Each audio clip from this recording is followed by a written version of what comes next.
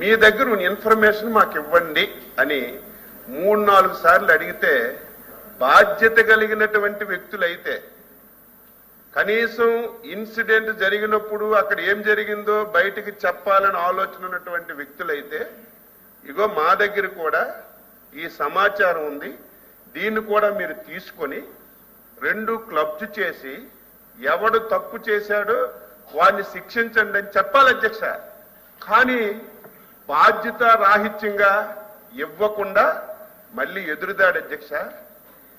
మా నాయకుడిని హతమార్చేయాలని, మా నాయకుడిని దాడి చేయాలని చాలా మంది ప్రయత్నం చేస్తున్నారని చెప్పి మళ్ళీ తిరిగి పోలీస్ స్టేషన్లో కంప్లైంట్ ఇచ్చిన పరిస్థితి అయితే ఏమనాలి? అందుకే మేము స్పష్టంగా ఆరోపణ చేశాం. ఆ రోజు ఏవైతే లిక్కర్కు సంబంధించినటువంటి ఫైల్స్ అన్ని కూడా అక్కడ తీసుకొచ్చి తగలబెట్టారని చేశాం.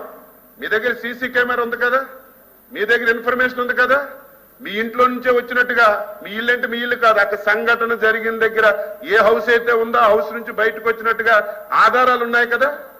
మీరు అది బయట పెట్టి నిరూపించవలసింది పోయి మళ్ళీ ఎదురుదాడు అధ్యక్ష. సమాజం గుడ్డిది కాదు, ప్రజలు గుడ్డి వాళ్ళు కాదు.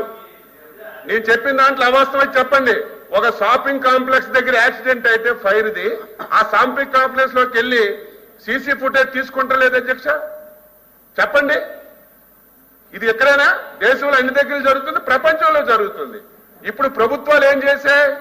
ప్రైవేట్ అయినా సొంతమైనా గవర్నమెంట్దైనా కంపల్సరీగా సీసీ కెమెరాలు పెట్టాలని ఒక నిర్ణయం తీసుకొని సీసీ కెమెరాలు పెట్టిస్తుంటే ఇది రూలుకు వ్యతిరేకం, సభలో తప్పు మాట్లాడుతుంది.